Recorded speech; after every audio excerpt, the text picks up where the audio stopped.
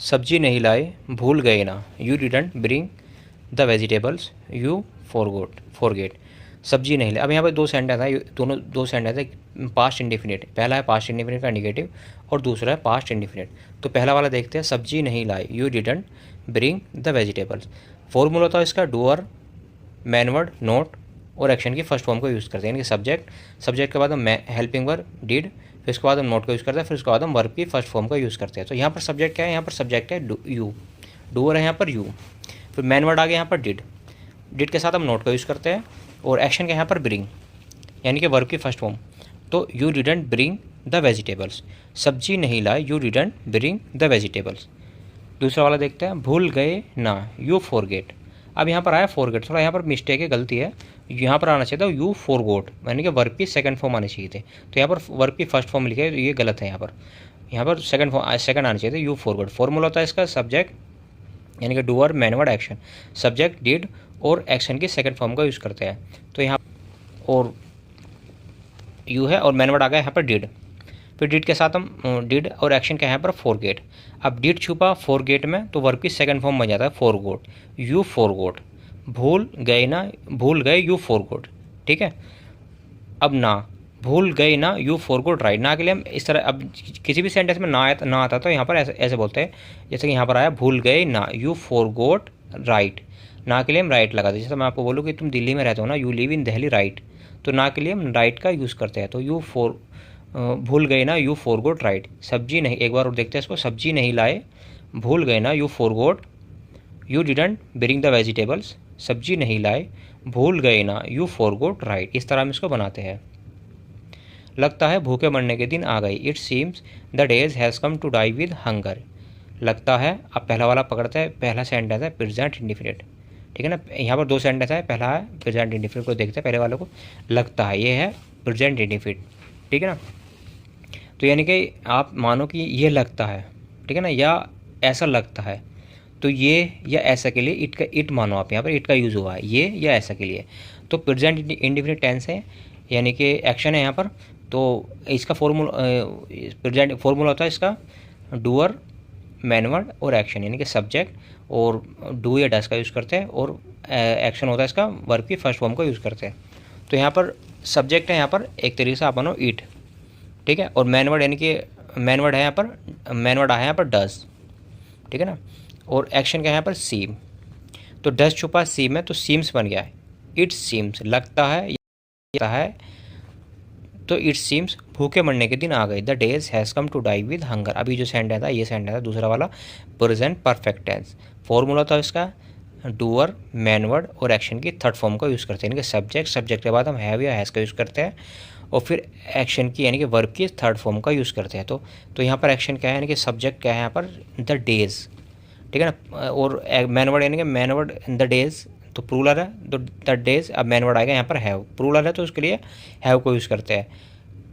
और एक्शन का यहाँ पर वर्ब आया यहाँ पर कम, और कम की थर्ड फॉर्म कम ही होती है, ठीक है ना। भूखे मरने के दिन आ गए, the days has come to die with hunger.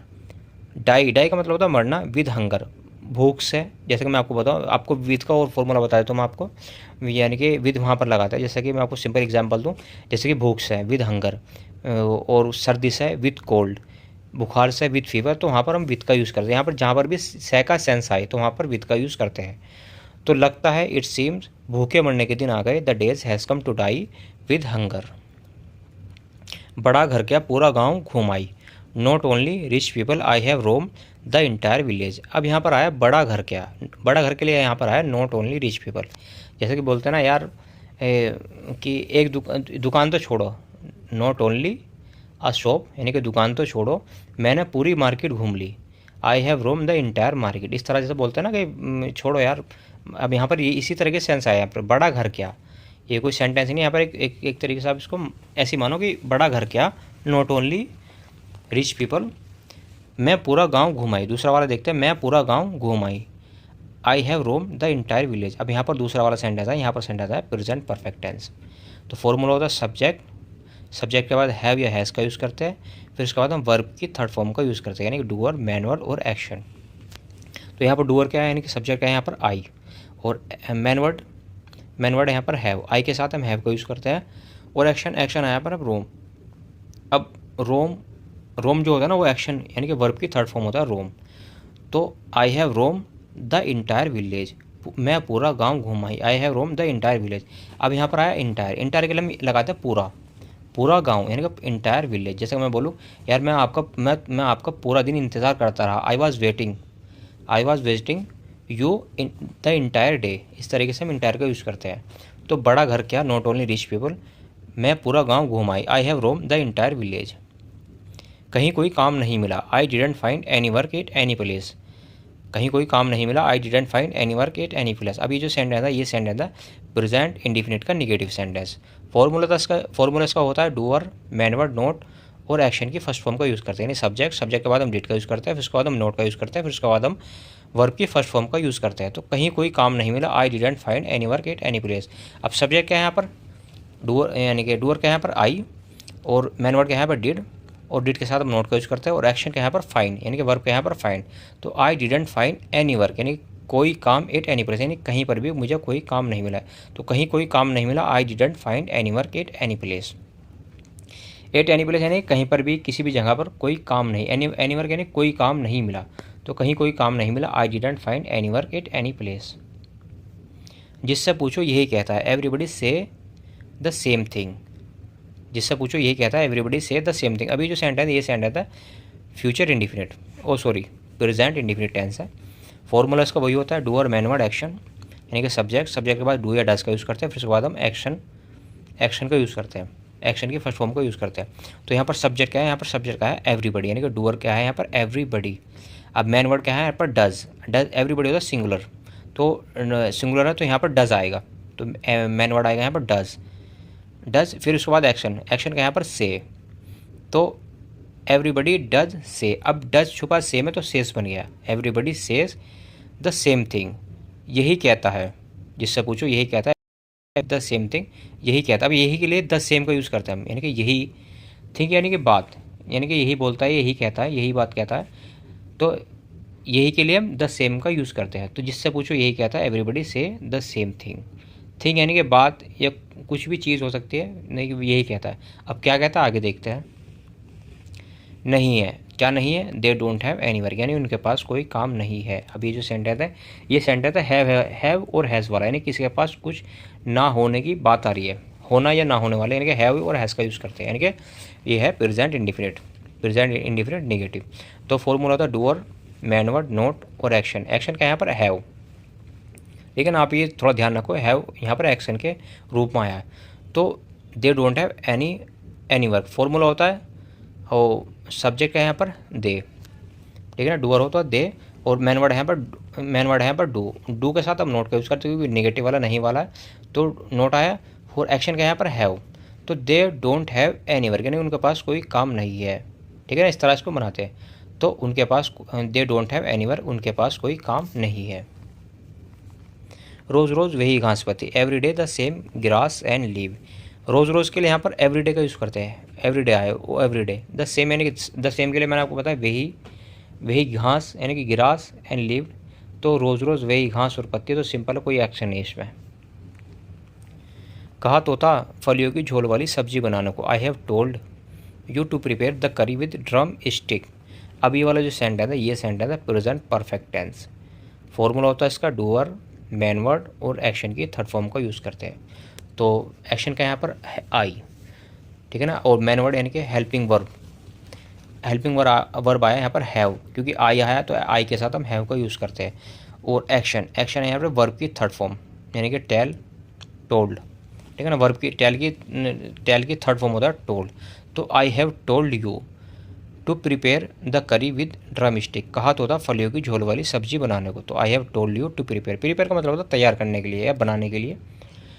The करी होता है, जैसे कि मैं आपको एक तरीके से बताऊँ, जैसे वो होता है ना सब्जी में थोड़ा पतली हो जाती है, शोरवा हो जाता है, उसको हम करी बोलते हैं। सब्जी में करी होना यानी कि पतली हो जाना, शोरवा हो जाना सब्जी में, तो इस तरीके से हम उसको करी बोलते हैं। विद ड्रम स्टिक होता है फलियाँ, यहाँ पर फलियों के लिए यूज़ है ड्रम स्टिक, ठीक है ना। तो प्रेजेंट परफेक्ट का फॉर्मूला जो मैंने आपको समझा दिया, डूअर, मैन वर्ड, एक्शन, यानी कि सब्जेक्ट के बाद हम हैव या एस का यूज़ करते हैं, फिर उसके बाद हम वर्ब की थर्ड फॉर्म का यूज़ करते हैं।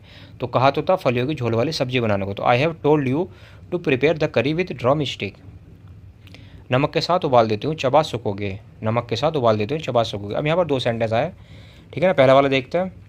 जो पहला वाला सेंटेंस है वो है, उसको हम दो तरीके से बना सकते हैं, यानी कि फ्यूचर के साथ भी बना सकते हैं, उसको हम फ्यूचर इंडिफिनिट में भी बना सकते हैं, उसको हम प्रेजेंट इंडिफिनिट में, दोनों सेंटेंस में हम उसको बना सकते हैं, ठीक है ना। तो पहला मैं बताता हूँ आपको प्रेजेंट इंडिफिनिट में। तो प्रेजेंट इंडिफिनिट का फॉर्मूला था डूअर मैन वर्ड यूज़ होता है। तो डूअर पकड़ते हैं यहाँ पर, सब्जेक्ट पकड़ता है, सब्जेक्ट है यहाँ पर आई, ठीक है ना। और आई और मैन वर्ड यहाँ पर आया डू, ठीक है ना। आई के साथ हम डू को यूज़ करते हैं प्रेजेंट इंडिफिनिट में। मैन वर्ड आया डू और एक्शन क्या है यहाँ पर बॉईल, ठीक है ना। I do boil it with salt, ठीक है। तो डू छुपा बॉईल में, तो कोई चेंज नहीं आता इसमें, ठीक है ना। सिंपल ही रहता वो, फर्स्ट फॉर्म ही रहता। तो आई, तो फिर हम इसको इस तरह बोलेंगे, तो आई बॉईल इट विद साल्ट, क्योंकि डू छुप गया बॉईल में, तो आई बॉईल इट विद साल्ट। तो प्रेजेंट इंडिफिनिट में हम इसको इस तरह बनाते हैं, ठीक है ना। अब फ्यूचर इंडिफिनिट में, तो फ्यूचर इंडिफिनिट में वही होता है सब्जेक्ट के बाद हम विल या शेल का यूज़ करते हैं, फिर उसके बाद हम वर्ब की फर्स्ट फॉर्म का। तो यहाँ पर आया सब्जेक्ट क्या है यहाँ पर आई, और आई के साथ हम विल का यूज़ करते हैं, और वर्ब क्या है यहाँ पर बॉईल। तो आई will boil it with salt, salt मैंने क्या नमक, तो नमक के साथ उबाल देती हूँ, आई will boil it with salt. चबा सकोगे। अब दूसरा वाला देखते हैं, चबा सकोगे। अब ये वाला सेंटेंस सकना वाला, ठीक है ना, यानी कि किसी काम को कर पाना वाला, ठीक है ना। चबा सकोगे, कर पाओगे। तो would you be able to achieve, अब यहाँ पर सीखने वाला है would you be able to, ठीक है ना। किसी भी सेंटेंस में कहीं पर भी ये आए ना कि तुम ये काम कर सकोगे, जैसे कि मैं आपको एग्जांपल दूं कि क्या तुम पढ़ सकोगे, would you be able to read, ठीक है ना। या क्या तुम खेल सकोगे, would you be able to play. या क्या तुम चल सकोगे, would you be able to walk. तो इस तरीके से हम वुड बी एबल टू का यूज़ करते हैं, यानी कि किसी की क्षमता जानने के लिए, यानी कि किसी की ताकत जानने के लिए कि क्या तुम ये काम कर सकते हो, या तुम्हारे में ये क्षमता है, तुम ये काम कर सकते हो। तो वहाँ पर हम वुड बी एबल टू का यूज़ करते हो। आगे और भी सेंटेंस आ गए, तो मैं आपको और उदाहरण के साथ मैं आगे बताता रहूँगा, ठीक है ना। तो आप फिलहाल सिंपल यही समझो कि किसी को कर सकने वाला है, किसी में एबिलिटी है, क्षमता होना कि क्या तुम ये काम कर सकोगे, ठीक है ना, कर पाओगे। तो वहाँ पर हम वुड बी एबल टू का यूज़ करते हैं, ठीक है ना। अब यहाँ पर है चीव का मतलब है चबाना, यानी कि नमक के साथ उबाल देते हो, चबा सकोगे। I will boil it with salt, would you be able to chew, ठीक है।